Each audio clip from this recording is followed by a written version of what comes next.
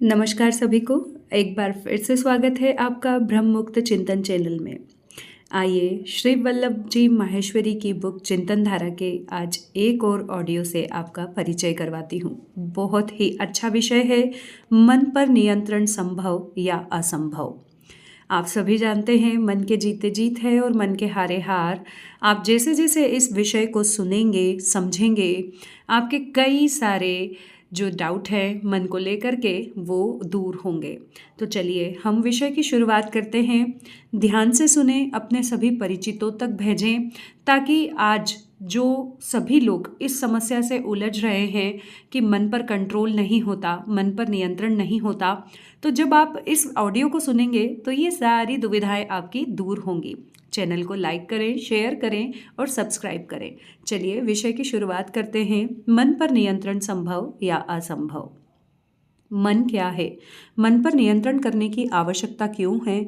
इसे समझने के बाद ही इस बात पर विचार करना उचित होगा कि मन पर नियंत्रण हो सकता है या नहीं हो सकता।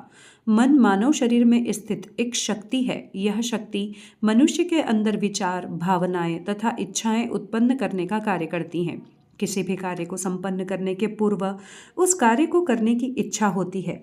यह इच्छा मन ही उत्पन्न करता है तथा मन ही इस इच्छा को पूर्ण करने के लिए शरीर की ज्ञानेंद्रियों व कर्मेंद्रियों को सक्रिय करता है। मानव शरीर की पांचों ज्ञानेंद्रियों कान, त्वचा, आँख, जीभ तथा नासिका और पांचों कर्मेंद्रियों हाथ, पैर, मुंह तथा मलमूत्र विसर्जित करने वाले दोनों अंग का नियंत्रणकर्ता मन ही है। मन में ही इच्छा उत्पन्न होती है। इस कारण उस इच्छा की पूर्ति का सुख अथवा आपूर्ति का दुख भी मन ही अनुभव करता है। इंद्रियां तो मन के आदेशानुसार कार्य करने वाली सेविकाएं मात्र हैं। कान को मधुर संगीत का आनंद नहीं मिलता, वह तो मधुर संगीत को मन तक पहुंचाने का एक माध्यम है। उसी प्रकार आँख को सौंदर्य पान का सुख नहीं मिलता, वह तो सौंदर्य को मन तक पहुंचाने का केवल एक माध्यम है। सुख की अनुभूति मन ही करता है।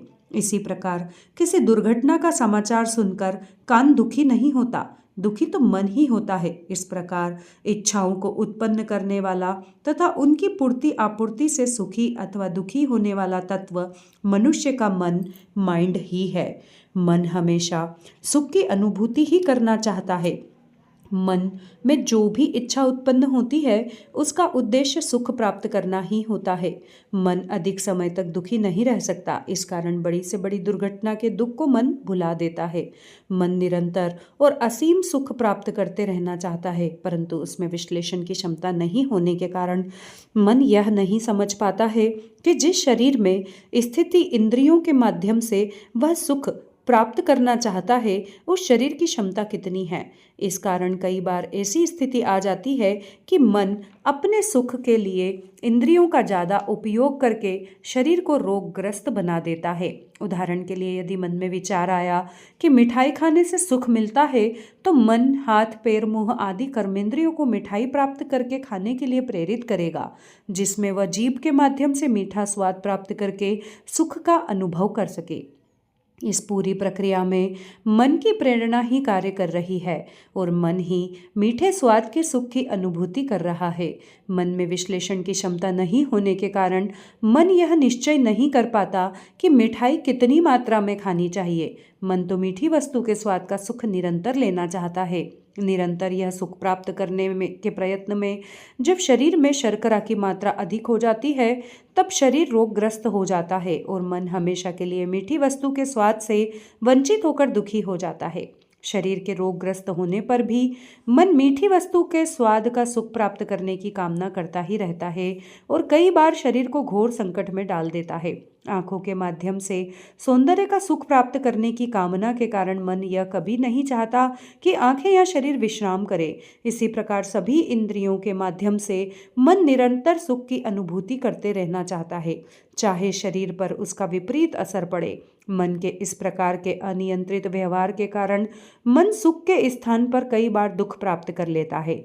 मन के बारे में एक कवि कहता है, मन की चाल विचित्र है, झट नभ झट पाताल, धीरे धीरे साध कर साध जाए मन चाल। अर्थात मन की गति इतनी अधिक है कि उसे आकाश से पाताल तक जाने में एक क्षण भी नहीं लगता, परंतु धीरे धीरे अभ्यास द्वारा मन की गति नियंत्रित की जा सकती है। यदि मन नियंत्रित रूप से इंद्रियों का उपयोग करे तो उसकी सुख प्राप्त करने की इच्छा ज़्यादा समय तक पूरी हो सकती है। शारीरिक क्षमता के अनुसार यदि इंद्रियों का उपयोग किया जाए तो शरीर निरोग रहेगा तथा मन की निरंतर सुख प्राप्ति की कामना आजीवन पूरी होती रहेगी। इसके लिए मन का नियंत्रण में रहना आवश्यक है। शरीर के सारे कार्य मन की ही प्रेरणा से होते हैं। इस कारण मन यदि नियंत्रण में रहता है तो गलत कर्म होने की संभावना कम हो जाती है। मन की सुख प्राप्ति की कामना इतनी प्रबल होती है कि यदि पाप कर्म से भी सुख प्राप्त हो सके तो मन उस कर्म को करने की इच्छा भी करने लगता है।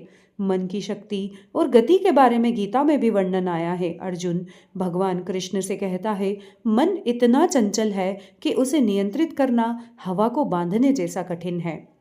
इस बात को श्री कृष्ण भी मानते हैं तथा अभ्यास के द्वारा मन को नियंत्रित करने की सलाह देते हैं।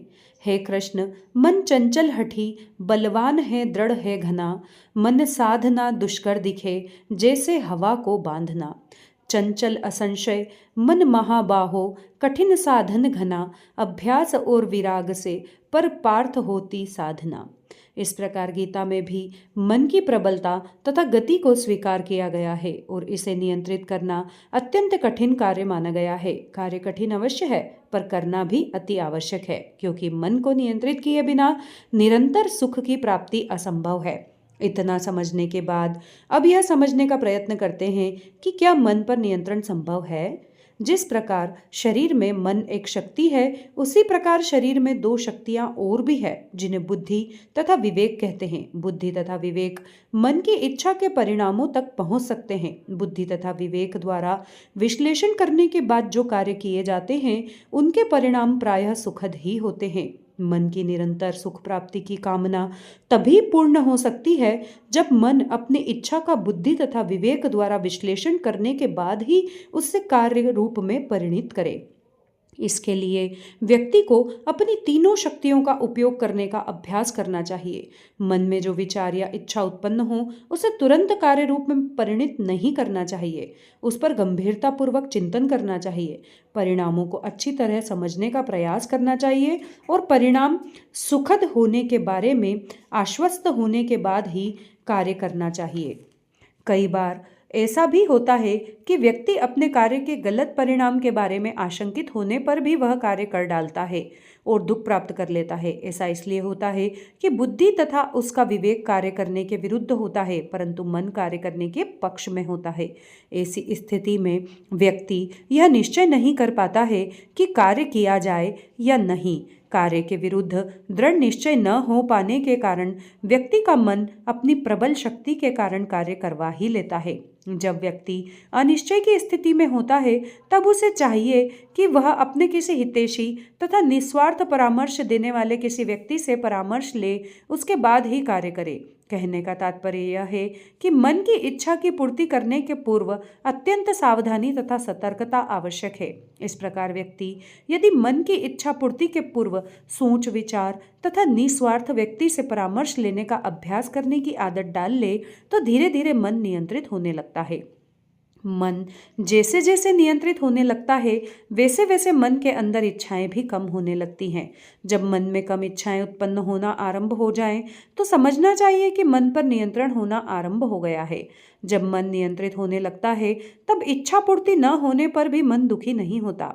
इस प्रकार मन जितनी अधिक मात्रा में नियंत्रित होता जाएगा उतनी ही अधिक मात्रा में वह सुखी होता चला जाएगा।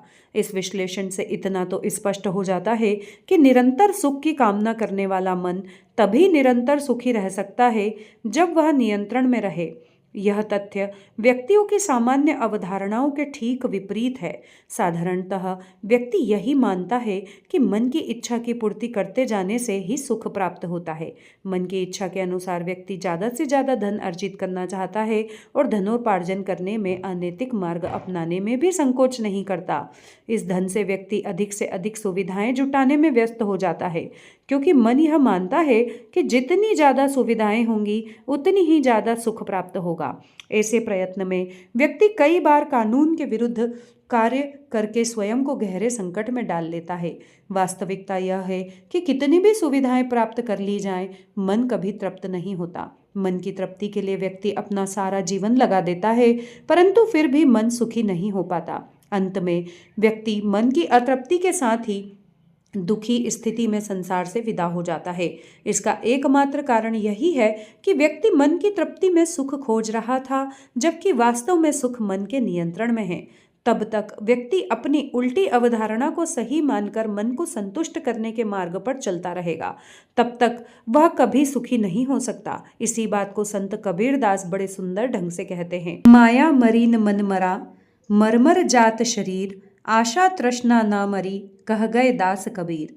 आज के समय में मन पर नियंत्रण रखने की बात को हास्यास्पद माना जाता है। आज प्रत्येक व्यक्ति मन को तृप्त करने अर्थात सुखी रहने के लिए हर प्रकार के कार्य, यहाँ तक कि हत्या करने में भी संकोच नहीं करता, परंतु ऐसा करके कोई भी व्यक्ति सुखी नहीं हो पा रहा है। हर प्रकार के अपराध बढ़ रहे हैं तथा प्रत्येक व्यक्ति भयभीत और तनावग्रस्त है। फिर भी व्यक्ति अपने मार्ग को गलत नहीं मानता।